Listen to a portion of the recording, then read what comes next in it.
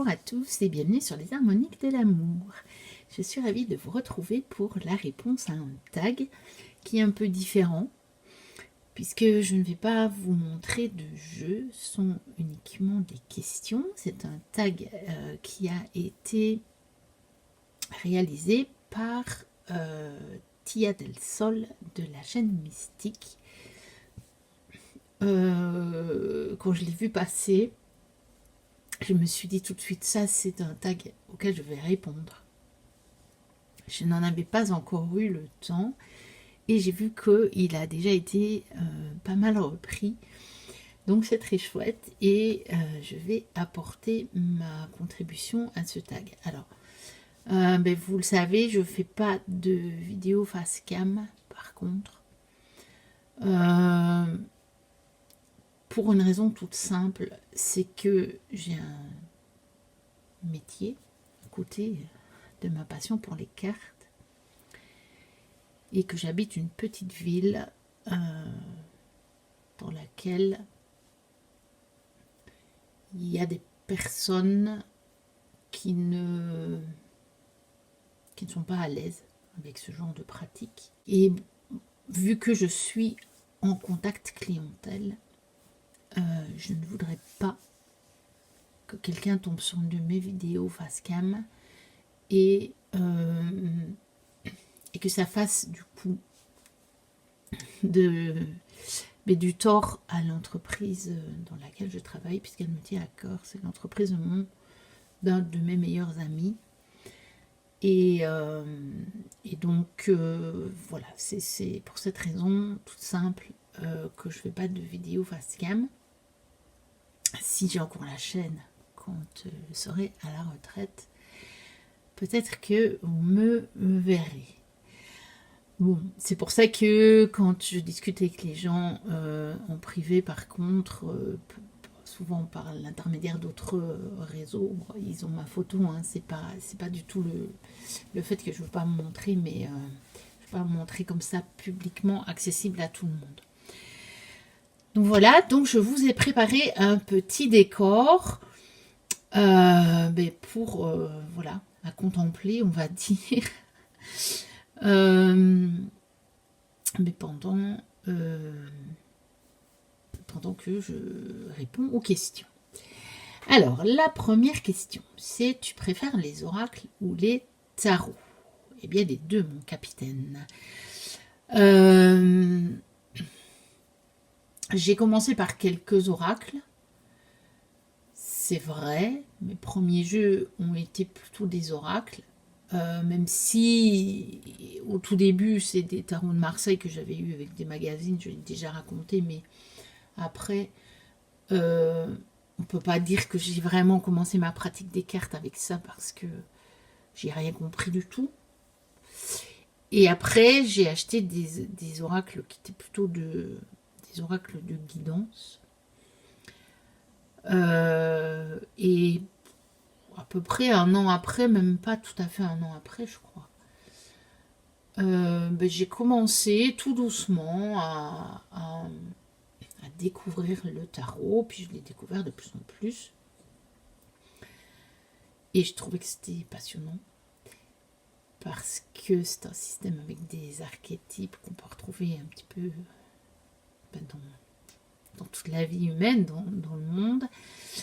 Et donc, j'ai maintenant autant, je pense, enfin, je sais pas, j'ai jamais compté si j'ai moitié-moitié, mais j'ai beaucoup de tarot. Il y a des moments où j'achète beaucoup de tarot, des moments où j'achète plus d'oracles.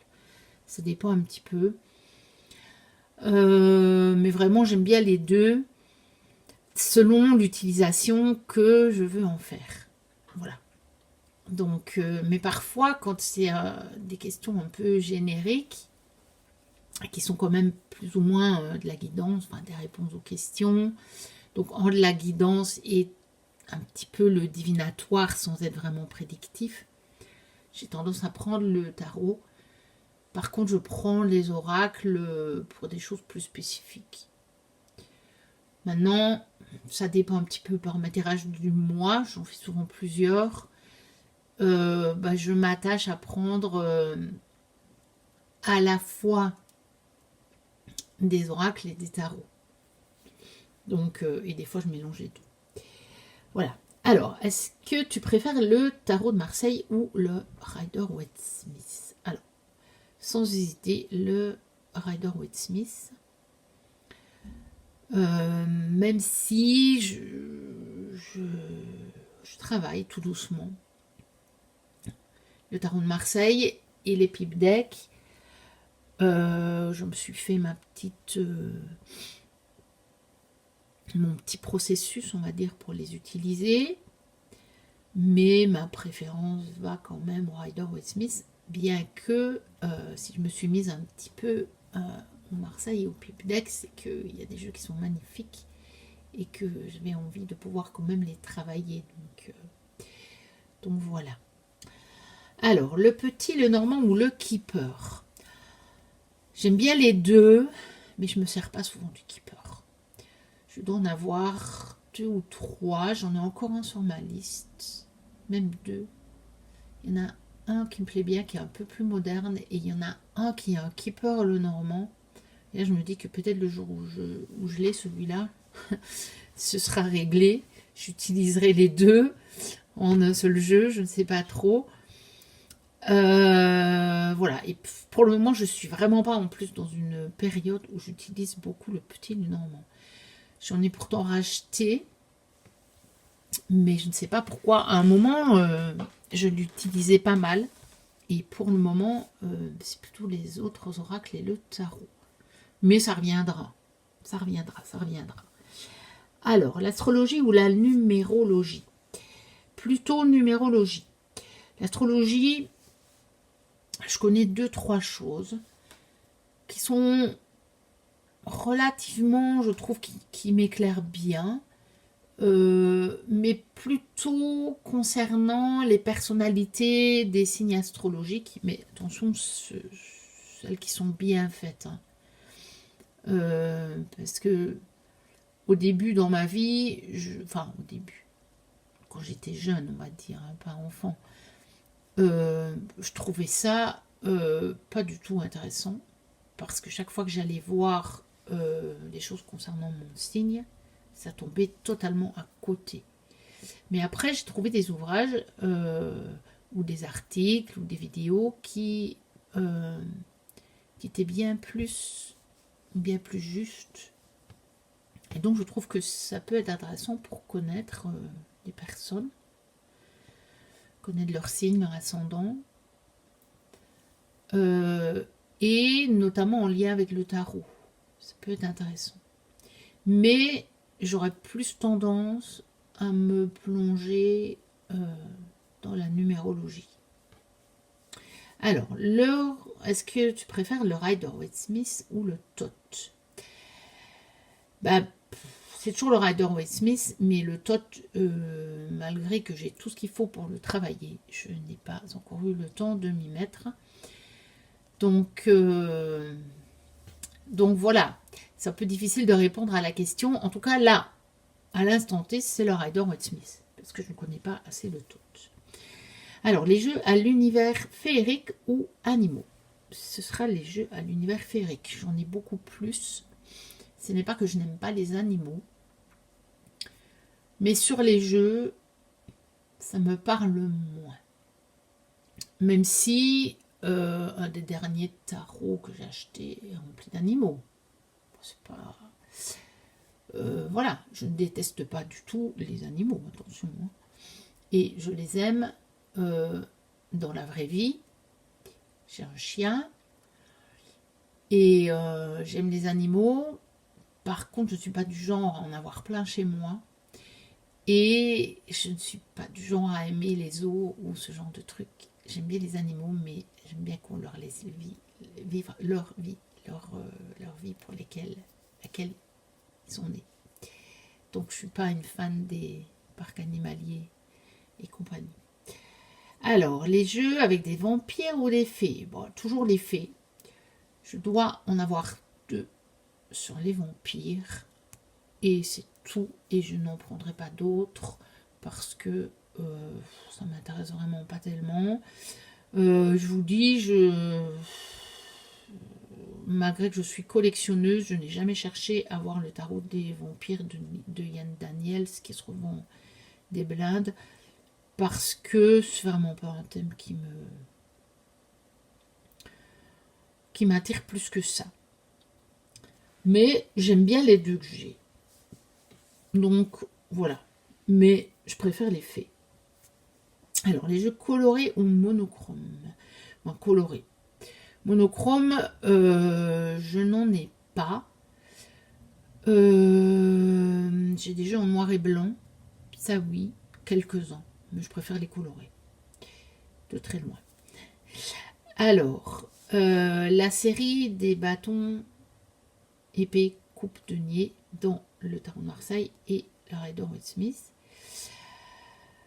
Alors, en fait, dans le tarot de Marseille, j'adore pas trop les séries, mais je dirais quand même les coupes. C'est comme celle que je trouve la plus... et puis ça dépend des tarots, en fait. Et puis ça dépend si c'est visuellement ou si c'est... si c'est plus général, quoi.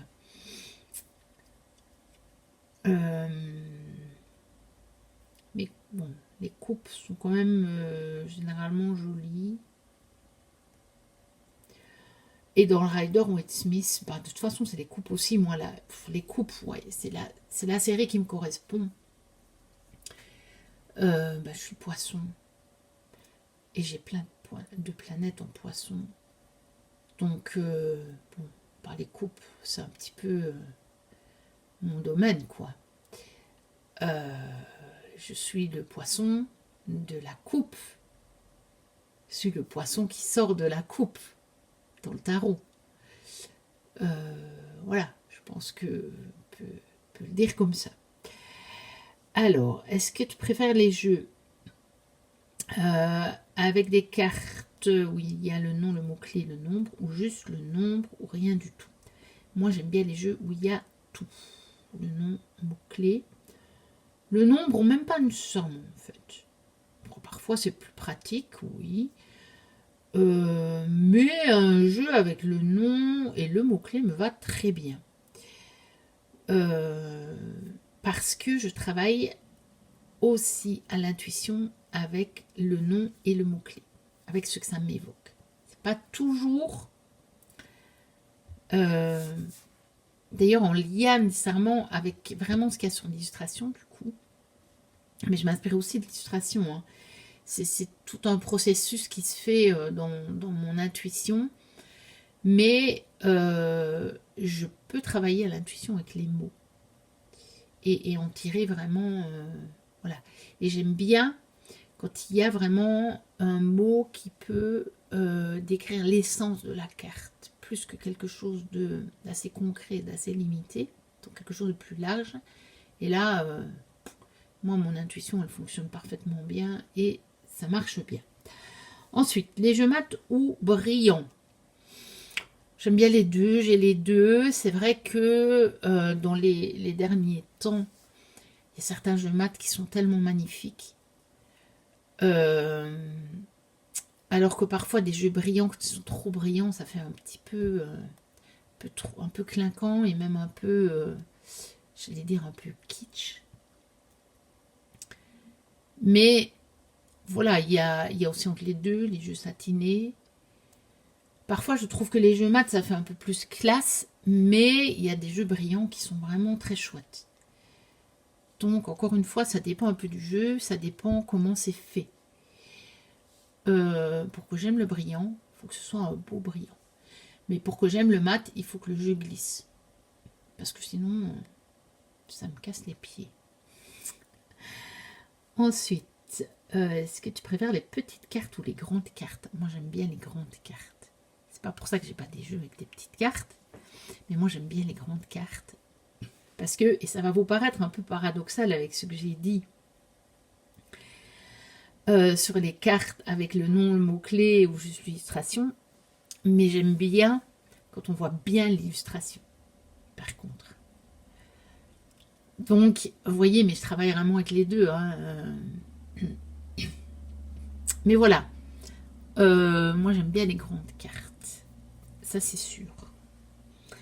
Alors, est-ce que tu préfères les dos unis une couleur ou reprenons une carte du jeu? Oh, les dos unis d'une seule couleur, je trouve ça un peu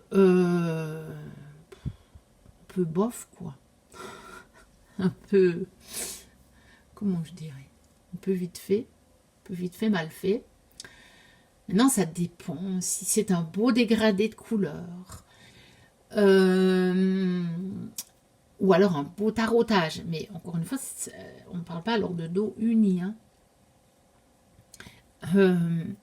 Ça peut vraiment me plaire. Ou quelque chose d'un peu abstrait. Donc qui n'est pas du tout une carte du jeu, on va dire. Ça j'aime bien. Alors qui reprend une carte du jeu, j'adore pas. Par contre, qui reprend une illustration dans le style du jeu, ça j'aime bien. Mais qui ne serait pas une des cartes du jeu. Je trouve ça très chouette. Ensuite, est-ce que tu aimes bien, tu préfères les jeux avec beaucoup de cartes ou peu de cartes? Avec beaucoup de cartes, j'adore. Bah, vous savez, moi, les jeux grimoires, hein, comme dit Hugues, notre cher ami Hugues, c'est mon kiff absolu. J'aime beaucoup les jeux avec beaucoup de cartes. D'ailleurs, j'en ai acheté un dernièrement et je me suis dit, oh, il n'a pas tant de cartes que ça. Donc voilà. Mais bon, j'aime quand même bien. Enfin, je trouve que le système du petit Lenormand avec ses 36 cartes est intéressant. Parce qu'il est très très bien pensé. Donc je trouve que c'est bien. Mais parfois, un autre oracle avec 36 cartes, je le trouve un peu incomplet en fait. C'est pour ça que j'aime bien les jeux avec plus de cartes. Parce que je trouve que ça permet de mieux préciser les tirages en fait. Que un oracle de 20 cartes, voilà, ça reste que 20 possibilités. Donc ça réduit assez fort le type de réponse qu'on peut obtenir. Donc voilà la fin de la première partie de ce tag. Donc je vais le faire en deux parties comme Tia. Écoutez, n'hésitez pas à liker, à commenter, à vous abonner si ce n'est pas encore le cas et que vous passez par là. Moi je vous dis à très bientôt pour la suite de ce tag et d'ici là portez-vous bien, bye bye.